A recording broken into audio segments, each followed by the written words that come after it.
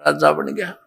और जो उसने पिछले जन्म में पुण्य किया था वो सारा ही मिलना था। 18 लाख तो घोड़े खरीद रखे और हाथी और 16,000 ब्याह करवा रखे, 16,000 रानियां रखी हुई, बहुत बड़ा बाग बना रखा 9 लखा, उसमें ठाठ करे। लेकिन पुण्यात्माओं, जैसे दास ने आज स्टार्ट किया था सत्संग कि जो पुण्यकर्मी प्राणी पिछले मनुष्य जीवन से ही आगे मनुष्य जीवन प्राप्त किए हुए हैं, उनमें भगवान की भक्ति की कसक जाती नहीं। अब वो भगत था ही पिछले जन्मों का, तो उसने संतों की खोज शुरू कर की। एक पाखंडी का फंस गया और उसके ऊपर ब्लाइंड फेथ उसका, तो वो था ठग। और दिखा ईसा को बड़ा इसके साथ साधु संत त्यागी बैरागी दिखाओ अपने आप को। एक बार राजा ने अंगूठी बनवाई सोने की, बड़ा धनी व्यक्ति था वो राजा। सोने की अंगूठी 50,000 में तैयार हुई उस समय, आज तो मेरे ख्याल में 5 करोड़ की हुआ। हीरे पन्ने छोटे छोटे ऐसे लगा के सोने की अंगूठी और अच्छी बड़ी छाप सी थी। अब राजा उस अपने गुरु के पास जाता था, 10-5 असरफी दान कर देता था। अब उसने देखा उस ठग ने कि राजा की अंगूठी बहुत बहुमूल्य है, या तो ठगनी चाहिए। उसने अपने चेले से कहा कि राजा की अंगूठी कहाँ बनी है ये पता करे। उसने बात में पता कर लिया, क्योंकि नगर में 2-4 सुनार होते हैं जो राजा से संबंधित होते हैं। पता किया कि सुनार से बनी है, तो उससे कहा कि भाई तू एक ऐसी ही डुप्लीकेट बना दे। उसने उसी अंगूठी या छाप डुप्लीकेट बना दी और वो उस नकली ने अपनी जेब में डाल ली। उसके गुरुजी ने राजा को संदेशा भिजवाया कि गुरुजी नौका विहार करना चाहते हैं। राजा को जब संदेशा मिला, वो तो डिवोटेड होते हैं श्रद्धालु, तो कहा भी चलो फटाफट, और आपके साथ नौका विहार करना चाहते हैं। राजा ने तुरंत करवा दी व्यवस्था और आप भी आ गया और कहा महाराज चलो। एक नौका में राजा, 1-2 नौकर, राजा और उसका गुरुजी नौका में बैठे, नाविक चला रहा है और घूम रहे एक बहुत बड़े सरोवर के अंदर। जब उसने, राजन ये क्या है? अजी अंगूठी है गुरुदेव, ये कितनी कीमत की होगी? अगलो जी देखो, ये है 50,000 रुपये की तैयार हुई।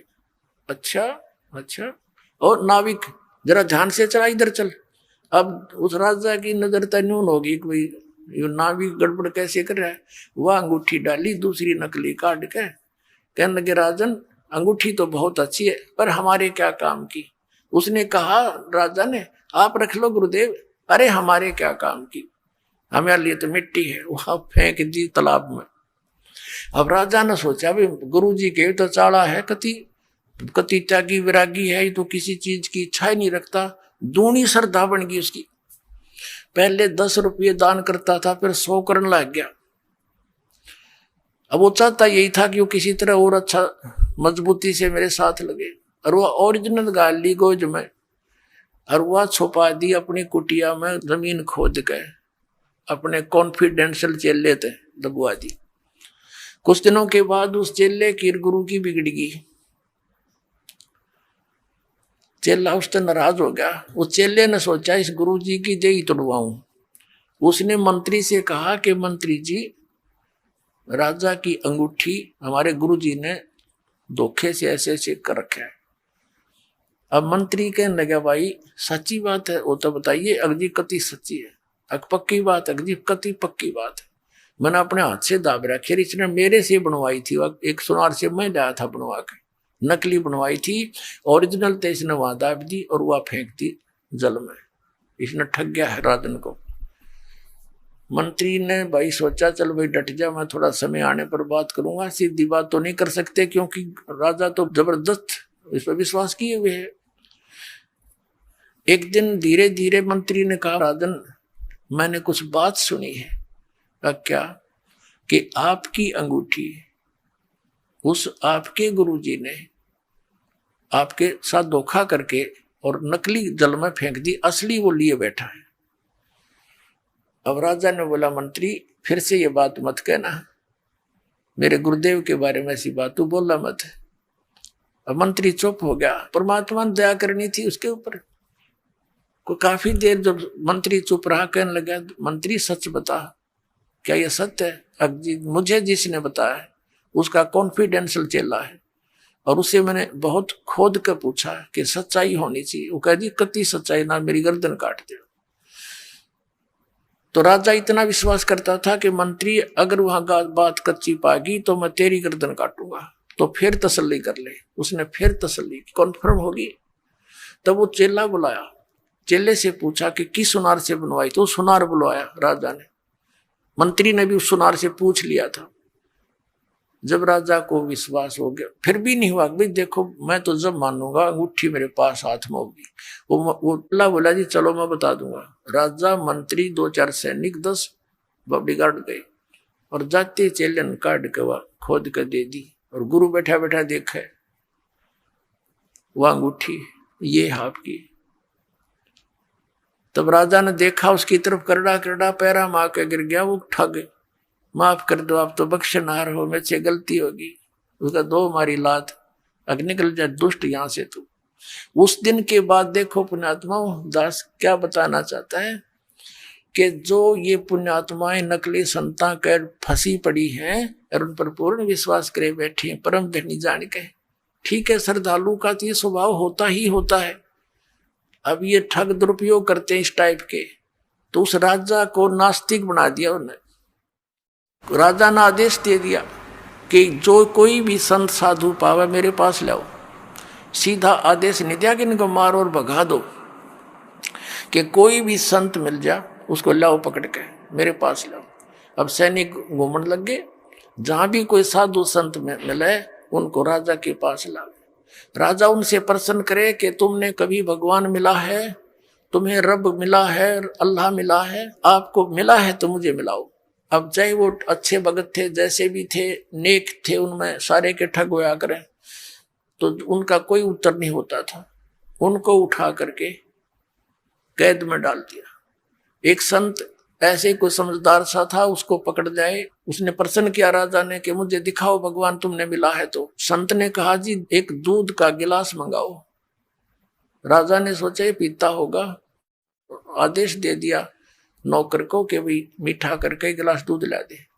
अब दूध लाकर उस ऋषि संत को दे दिया, साधु को। वो साधु दूध में उंगली दे रहे से देखे। अब राजा कहता जी पी लो, अपने पीना है तो, इसमें मीठा डाल रखा है, दूध है। उस संत ने कहा जी मैंने सुना है दूध में घी होता है, लेकिन आपके दूध में तो घी है ही नहीं, मैं पीऊं क्या इसको? तब राजा बताने लगे, हंसा कि महात्मा जी आप जंगल में रहते हो, आपको पता नहीं दूध से घी कैसे बनता है बताऊं? इसको गर्म किया जाता है, फिर ठंडा सा करके, नुआया सा करके इसमें जामन लगाया जाता है, फिर दही बनता है, दही बनकर फिर बिलोया जाता है, रिड़का जाता है, फिर ये घी निकलता है, समझे? तब उस संत ने कहा राजन इसी प्रकार जैसे दूध से घी निकालने की विधि है, ऐसे ही परमात्मा के पाने की विधि है, मैं बताऊंगा और आप करो। राजा कहने लगा घड़ी बात मत बना, चलो अंदर, तुम बकवास, ऐसी बातें मैंने बहुत सुन रखी है तेरे जैसे पाखंडी। वो भी जेल में डाल दिया और चक्की पीसने की ड्यूटी लगा दी। 360 संत कैद में डाल रखे थे। राजा लोग इन अपराधियों को आटा पीसने की ही सजा देते थे, क्योंकि घोड़े गाड़े रखा करते, सैनिक रखा करते, उनका आटा उनसे ही पिसवाते थे। अब परमात्मा आते हैं, क्योंकि वो भक्त भी तो उसी परमात्मा की आत्मा है जो भगवान के लिए घर छोड़कर जंगल में बैठे थे। भले ही वो शास्त्र विरुद्ध साधना कर रहे थे, लेकिन पूर्व जन्म के उसी के बच्चे थे। अब वो चक्की पीसे रोए, ये भगवान बता तेरे नाम पर निकले थे, आज मालिक तेरी भक्ति करते करते ये दुख हमारे ऊपर आए। तो कहते पहुंचूंगा क्षण एक में अपने जन के काज। एक तीर से कई शिकार करते हैं भगवान। उधर से उस राजा को दलदल से निकालना था, उधर से उनकी भी बंद छुटवानी थी। अब क्या हुआ, एक दिन परमात्मा एक ऊंट, जैसे राजस्थान के अंदर होते हैं ये राजस्थानी, बड़े बड़े साफे होते हैं इनके, ऊंटवाल बोलते हैं इनको, और लंबी नोक की जूतियां होती थी पहले, एक लठ रखते थे साथ में, छोटा सा कुर्ता सा पहनते थे, धोती डबल टांग की पहनते थे। ऐसी वेशभूषा बनाकर एक कारवां बोलते, कारवान, उस रभारी जैसी, और राजा के रेजिडेंशियल प्लेस पर यानी उसके निवास स्थान की छत पर, राजा के घर की छत पर रात्रि के समय, और ऐसे खोद मारे लाठी की छत पे, खट खट हुआ। राजा की छत पर तो चिड़िया की आवाज भी नहीं हो सकती। राजा एकदम नींद से उठा, मंत्रियों को फालन किया, ये क्या आवाज आ रही है, तुम कहाँ सो गए हो, और पकड़ के लाओ ये कौन है कमबख्त। अब लाए ऊपर तो पकड़ के एक राजस्थानी सा नो लठ ले रहा हाथ में, नो खड़ा। राजा बोला तू कौन है। परमात्मा बोले भाई मैं ऊंट रखता हूं गने, और कल मेरा एक ऊंट गुम हो गया, उस ऊंट ने ढूंढता ढूंढता तेरी छात पर आ गया। मैं नो सोचू था कहीं आना बैठा हो तेरी छात पर मेरा ऊंट। अब राजा कहता है अरे बोले आदमी, छत पर कभी ऊंट हो सकता है, यानी क्वाइट इम्पॉसिबल, तू कहाँ ढूंढ रहा है। तब परमात्मा ने कहा जिस प्रकार छत पर ऊंट नहीं हो सकता, नहीं मिल सकता, इसी प्रकार तू इन संतों को दुखी करके अब्राहिम भगवान नहीं पा सकता, क्वाइट इम्पॉसिबल। अन्यों का अंतर ध्यान हो गए, अदृश्य हो गए। वहां से राजा को चक्कर आ गया, क्योंकि सामने से आदमी एकदम उदल हो जा तो कलेजा हिल जाए इंसान का। और वहां पहुंचे कहां पर, जहां वो चक्की पीस रहे थे। परमात्मा ने जाके कहा उन जेलर से कि भाई मेरी भी सजा कर दी तुम्हारे राजा ने। वो भी साधु से रूप बना लिया मालिक ने वहां जाके। कहने लगा अच्छा भाई तेरी सजा कर दी, कहा तू बड़ा ईमानदार आप पाया गया। अगौर भाई क्या करूं, क्या करूं, और मैं नहीं कहीं और फिर पकड़ के लाएंगे मुझे। तो उस जेलर ने भी अंदर कर दिया कि चल पकड़ चक्की पीस। अब परमात्मा बोले भाई बात सुन, सैनिकों पुलिस वालों, एक काम करेंगे हम सभी, उनसे कह दिया कैदियों से, कैदियों भाई डट जाओ, बंद कर दो चक्की को। एक काम करेंगे, चाहे तो आटा पिसवा लो और चाहे इसमें ये दाने डलवा लो, एक काम तुम करो, एक काम करेंगे। हाँ उस सैनिका ने सोचा अच्छा ये तो क्रांतिकारी है भाई, इसने सारे ये भी चंगरा दिए। तो उन्होंने सोची कि लाइन की फड़क काटेंगे, पहले 4 घंटे पिसवाते थे तो ईव इनको 12 घंटे पिसवाएंगे, और हम कनक डालेंगे ये पीसेंगे। कहने लगे तुम चक्की पीसो और हम कनक डालेंगे। परमात्मा बोले ठीक है पोजीशन पकड़ो। अब वो सारे पुलिस वाले खड़े हो गए, क्यों पुलिस वाला एक का जना 10 चक्की हम डाल दे, इतने लगे रहे काफी देर तक। तो परमात्मा बोले भाई तुम खड़े हो जाओ साधु भक्तों और आंखें बंद करो। उन्होंने आंखें बंद कर ली, और परमात्मा ने अपने हिस्से की जो चक्की थी उनके लिए रखी हुई थी उसका डंडा लगा दिया सोठी। वो 360 चक्की अपने आप घूमने लगी, खखाट उठ गया।